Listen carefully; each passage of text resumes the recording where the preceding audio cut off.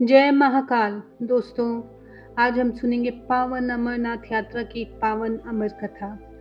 एक बार देवी पार्वती ने देवों के देव महादेव से पूछा, ऐसा क्यों है कि आप अजर है, अमर है, लेकिन मुझे हर जन्म के बाद नए स्वरूप में आकर फिर से बरसों के तप के बाद आपको प्राप्त करना होता है।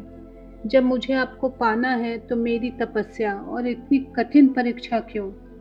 आपके कंठ में पड़ी नरमुंड माला और अमर होने का क्या रहस्य है? महादेव ने पहले तो देवी पार्वती के उन सवालों का जवाब देना उचित नहीं समझा, लेकिन पत्नी हठ के कारण कुछ गूढ़ रहस्य उन्हें बताने पड़े। शिव महापुराण में मृत्यु से लेकर अजर अमर तक के कई प्रसंग हैं, जिनमें एक साधना से जुड़ी अमर कथा बड़ी रोचक है, जिसे भक्तजन अमरत्व की कथा के रूप में जानते हैं।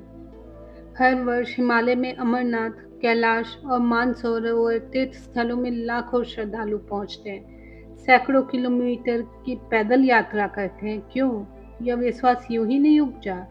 शिव के प्रिय अधिक मास अथवा आषाढ़ पूर्णिमा से श्रावण मास तक की पूर्णिमा के बीच अमरनाथ की यात्रा भक्तों को खुद से जुड़े हुए रहस्यों के कारण और प्रासंगिक लगती है। पौराणिक मान्यताओं के अनुसार अमरनाथ की गुफा ही वह स्थान है जहां भगवान शिव ने पार्वती को अमर होने के गुप्त रहस्य बतलाए थे।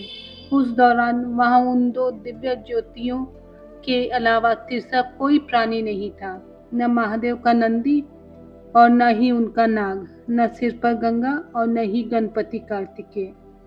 गुप्त स्थान की तलाश में महादेव ने अपने वहां नंदी को सबसे पहले छोड़ा। नंदी जिस जगह पर छूटा उसे ही पहलगाम कहा जाने लगा। अमरनाथ यात्रा यहीं से शुरू होती है। यहाँ से थोड़ा आगे चलने पर शिव जी ने अपनी जटाओं से चंद्रमा को अलग कर दिया। जिस जगह ऐसा किया वह चंदनवाड़ी कहलाती है। इसके बाद गंगा जी को पंचतरणी में और कंठाभूषण सर्पों को शेषनाग पर छोड़ दिया। इस प्रकार इस पड़ाव का नाम शेषनाग पड़ा। अमरनाथ यात्रा में पहलगाम के बाद अगला पड़ाव है गणेश टॉप। मान्यता है कि इस स्थान पर महादेव ने पुत्र गणेश को छोड़ा। इस जगह को महागुना का पर्वत भी कहते हैं। इसके बाद महादेव ने जहाँ पिस्सू नामक कीड़े को त्यागा वह जगह पिस्सू घाटी है। इस प्रकार महादेव ने अपने पीछे जीवनदायिनी पांचों तत्वों को स्वयं से अलग किया। इसके पश्चात पार्वती संग एक गुफा में प्रवेश कर गए। कोई तीसरा प्राणी या कोई व्यक्ति, पशु या पक्षी गुफा के अंदर घुस कथा न सुन सके, इसलिए उन्होंने चारों ओर अग्नि प्रज्वलित कर दी। फिर महादेव ने जीवन के गूढ़ रहस्य की कथा शुरू की। कथा सुनते सुनते देवी पार्वती को नींद आ गई। वह सो गई और महादेव को यह पता भी नहीं चला। वह सुनाते रहे। यह कथा इस समय दो सफेद कबूतर सुन रहे थे और बीच बीच में गूंगू की आवाज निकाल रहे थे। महादेव को लगा कि पार्वती मुझे सुन रही है और बीच बीच में हुंकार भर रही है। चूंकि वैसे भी भोले अपने में मग्न थे तो सुनाने के अलावा ध्यान कबूतरों पर नहीं गया। दोनों कबूतर सुनते रहे। जब कथा समाप्त होने पर महादेव का ध्यान पार्वती पर गया तो उन्हें पता चला कि वे तो सो रही हैं, तो कथा सुन कौन रहा था। उनकी दृष्टि तब दो कबूतरों पर पड़ी तो महादेव को क्रोध आ गया। वही कबूतर का जोड़ा उनकी शरण में आ गया और बोला, भगवान, हमने आपसे अमर कथा सुनी है। यदि आप हमें मार देंगे तो यह कथा झूठी हो जाएगी।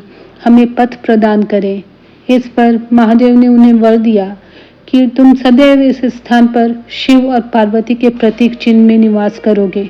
अंततः कबूतर का यह जोड़ा अमर हो गया और यह गुफा अमर कथा की साक्षी हो गई। इस तरह इस स्थान का नाम अमरनाथ पड़ा। मान्यता है कि आज भी इन दो कबूतरों के दर्शन भक्तों को होते हैं। अमरनाथ गुफा में यह भी प्रकृति का ही चमत्कार है कि शिव की पूजा वाले विशेष दिनों में बर्फ के शिवलिंग अपना आकार स्वयं ले लेते हैं। यहाँ मौजूद शिवलिंग किसी आश्चर्य से कम नहीं है। पवित्र गुफा में एक और माता पार्वती और श्री गणेश के भी अलग से बर्फ से निर्मित प्रतिरूपों के भी दर्शन किए जा सकते हैं। दोस्तों, क्या आपने की है अमरनाथ की यात्रा? मुझे पूरा यकीन है अगर नहीं की होगी तो आप भी बहुत ज्यादा इच्छुक होंगे यहाँ जाने को। भोले आप पर कृपा करें।